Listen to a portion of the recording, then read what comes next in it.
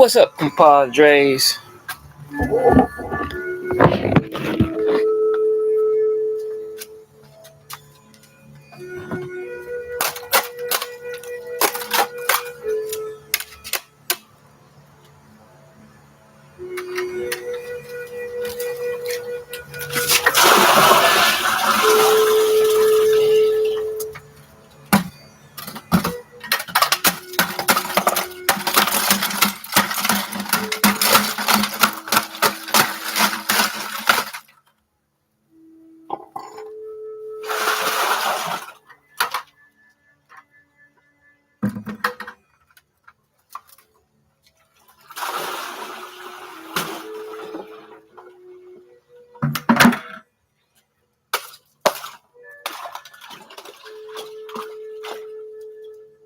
Yep.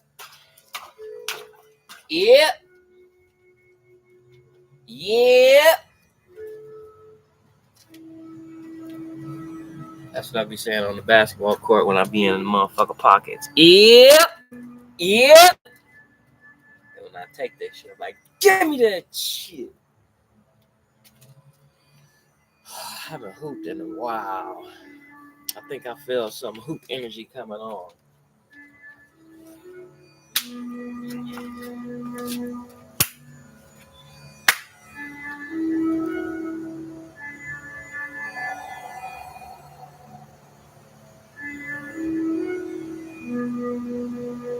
Need my timer.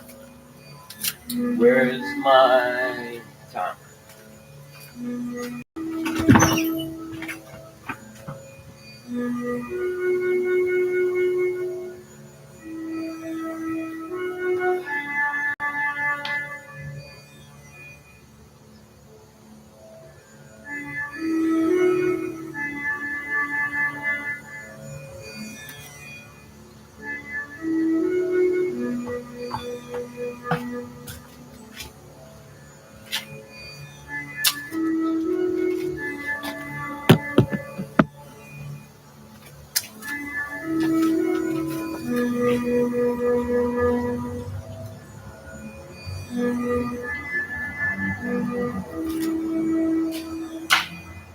This ice is frigid.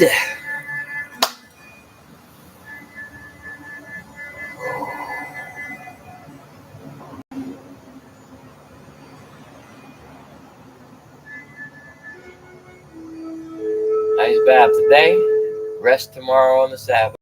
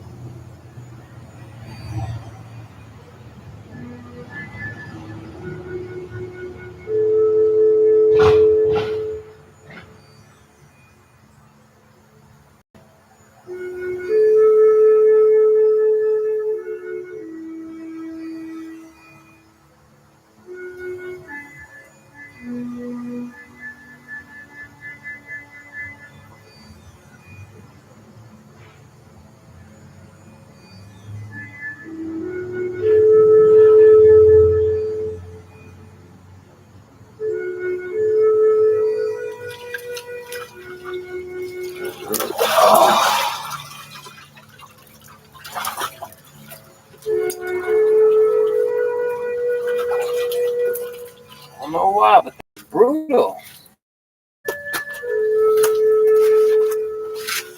I think because I didn't sleep good. I was tossing and turning all night. That was just painful. I'm realizing that the cold and the pain don't ever really change, but the way you view it does. Makes sense.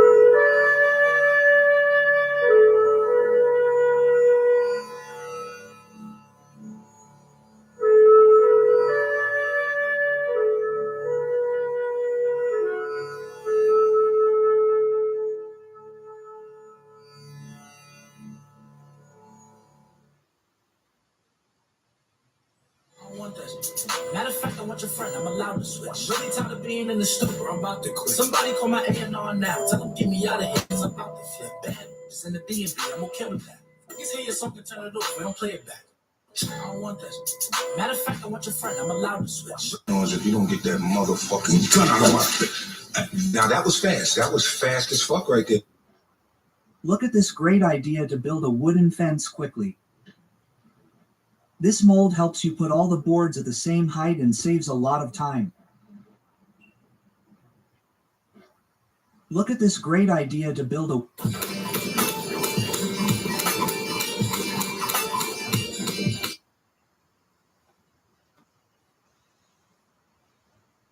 Why will you never be rich? Not because you lack intelligence, not because you're lazy, and not because the world is unfair. No, you'll never be rich because what you mean by rich does not exist. You see, when most people say they want to be rich, they don't mean money. They mean freedom, security, happiness. They mean to arrive at a point where life is finally complete. But here is the trick. Money cannot give you that. And so, no matter how much you accumulate, you'll never feel rich. Because what you're seeking is not money. Money is only numbers, symbols, promises on paper. You can hold a banknote, yes, but what does it mean? On its own, it cannot feed you, cannot clothe you, cannot love you. It is always pointing to something else. Yet we confuse the symbol with the reality. We imagine the number in the bank account contains happiness, like water in a jug. But when you finally get that number, what happens? You immediately want another number, a bigger jug. More, more, more. And so the pursuit never ends. That is why wealth feels hollow. Think of this. If you cannot be satisfied with a little, you will never be satisfied with a lot. The man who cannot delight in a loaf of bread will not suddenly delight in a feast. The feast will quickly become ordinary, then boring, because the problem is not in the food, but in the mind. So too with money. If you cannot enjoy simplicity, no amount of luxury will cure you. You will keep raising the stakes, moving the goalposts, convincing yourself just a little more, and then I'll feel secure. But that little more never arrives. And this is why, in truth, you will never be rich. Because wealth is not a matter of what you have, but how you see. A child can feel rich with a toy made of sticks. A monk can feel rich with only a robe and a bowl. But a millionaire can feel poor in his mansion, anxious, restless, always looking over his shoulder. For money multiplies your tendencies. The restless become more restless, the fearful more afraid, the generous more giving. Money does not make you rich, it amplifies who you already are. Let us think of the word rich. What does it really mean? To most, it means to have more than enough, to be free of worry, to finally rest. But notice, this definition is slippery. For when a man of modest means reaches his goal, he suddenly moves the target. Enough is never enough. He once dreamed of earning thousands. When he has it, he dreams of millions. And the man with millions dreams of billions. So the condition of rich is always in the future, just out of reach, forever dangling like a carrot before the donkey. And yet, the donkey never stops to realize the joke that the carrot was tied to his own neck the whole time. So too with money. We chase it, convinced it is happiness, only to find that happiness keeps moving forward as we do. And so you will never be rich if by rich you mean the final satisfaction of desire. For money cannot still desire. Desire is endless. It multiplies like rabbits. The more you feed it, the hungrier it grows. And so the rich man is often the poorest of all, starving in the midst of abundance. Let me be clear. Poverty is not romantic. Hunger is not holy. A man starving for food cannot be lectured about enlightenment. But what I am saying is this. Beyond the basic needs, beyond food, water, shelter, and some measure of security wealth, does not add happiness. It only adds complexity. It adds more locks, more fears, more comparisons. The man with a single bowl can enjoy his meal. The man with 10,000 bowls worries which to choose, which is safest, which makes him appear most important. And in this worry, the simple act of eating is lost. So wealth beyond necessity often subtracts as much as it adds. It subtracts peace, it subtracts simplicity, it subtracts the immediacy of joy. You cannot eat 2 meals at once. You cannot sleep in 2 beds. You cannot wear 10 coats at the same time. But the wealthy man surrounds himself with options and still feels empty. Why? Because wealth is not measured in possessions, but in presence. And presence cannot be purchased, It cannot be stored in a vault. It is here, now, or it is not at all. This is the true poverty of wealth. So why will you never be rich? Because if rich means reaching the end of striving, you will never arrive. Wealth is not a destination. It is a mirage. Every step closer shifts it further away. And those who spend their lives in pursuit of it often die realizing they missed the whole point. They spent decades trading life for money, but forgot that money was meant to serve life. And so they are surrounded by gold, but starved of joy. They climbed the ladder, only to find it was leaning against the wrong wall. The truth is, you can only be rich now, in this moment, by seeing the richness of what already is, by tasting your food, by listening to the birds, by loving your friends, by laughing at the absurdity of it all. That richness cannot be bought. It is not in the bank. It is in awareness. And once you see that, money regains its place not as the source of happiness, but as a tool, a servant. Useful, yes. Necessary, in part, but never ultimate. For you are already rich in being, if only you will notice. People believe that if they think positively, visualize riches, and affirm wealth, the universe will deliver. They call this manifestation. And there is some truth to it, though not in the way most people imagine. You see, manifestation is not about bending the universe to your ego's will.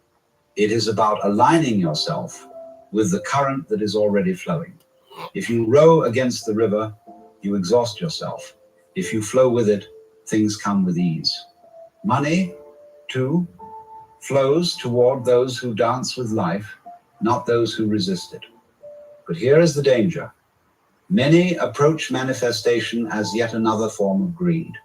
They say, I will visualize a mansion, a yacht, a fortune.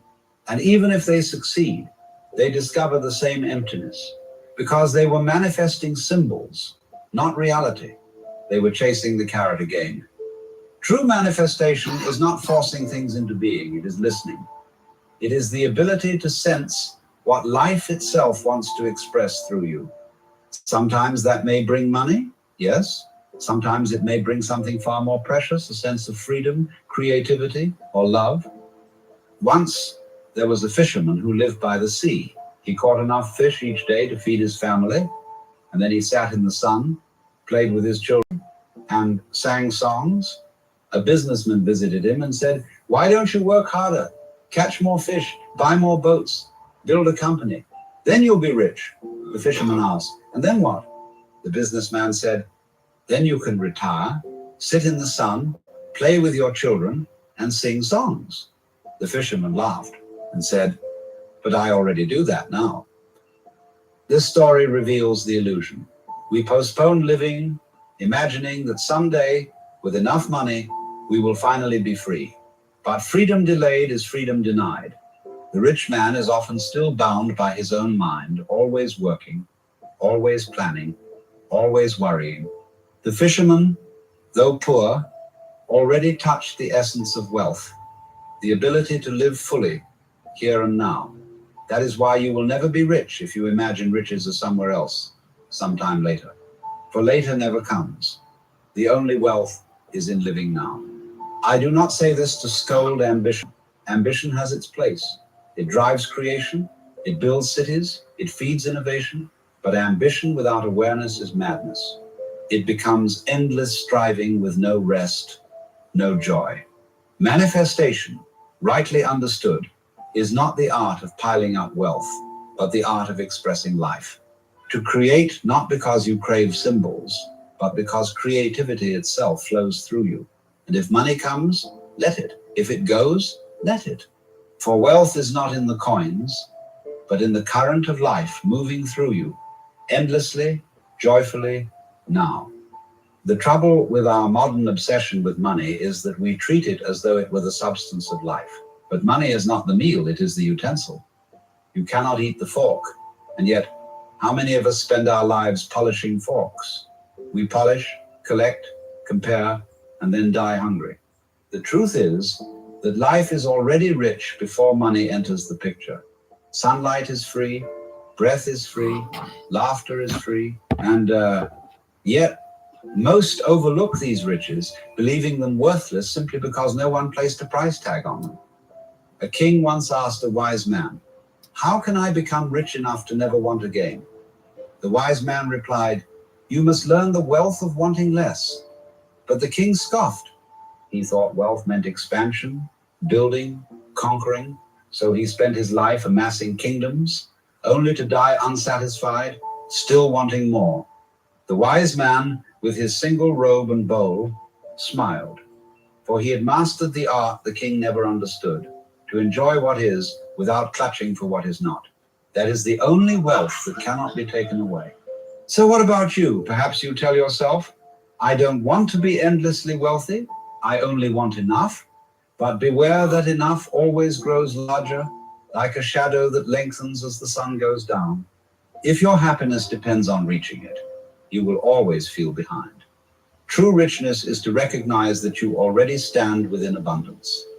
That doesn't mean you cannot earn or create or grow, but it means that your happiness is not postponed until the bank balance rises.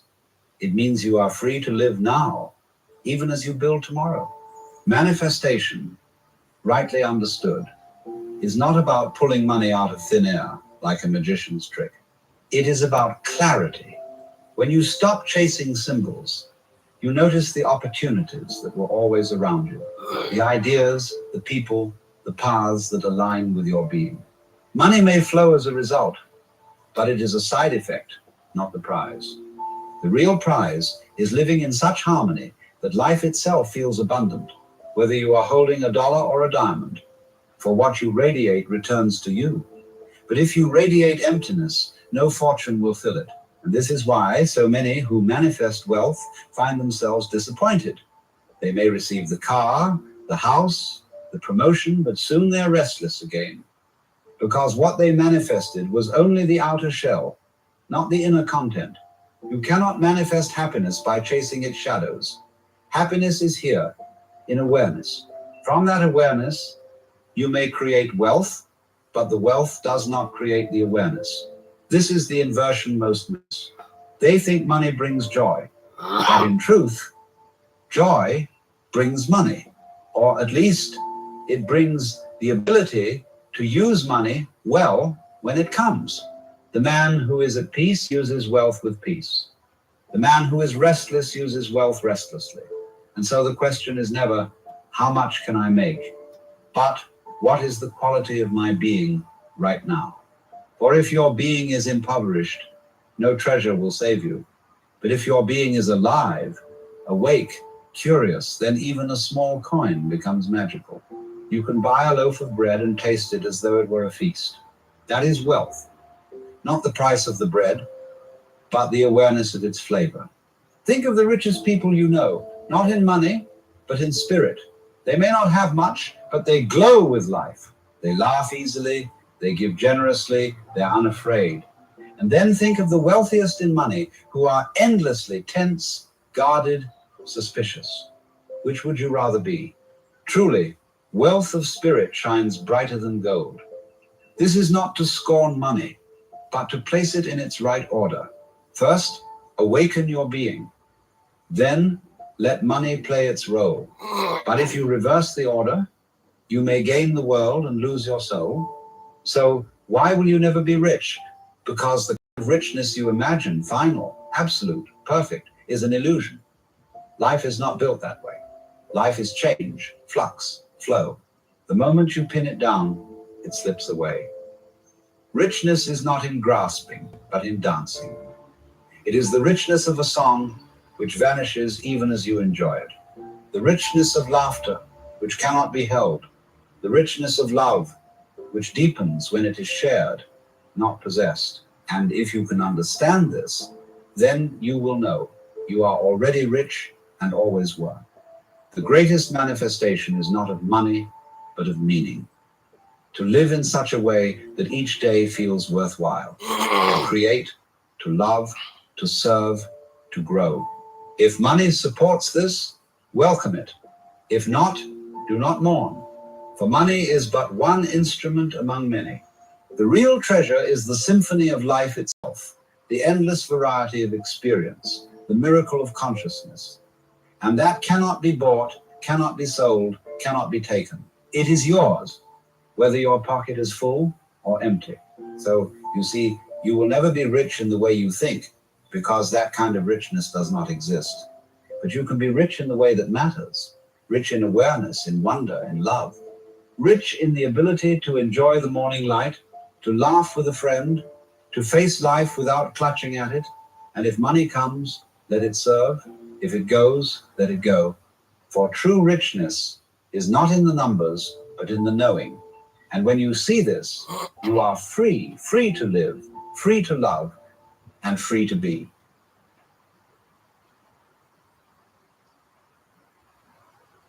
Free to be.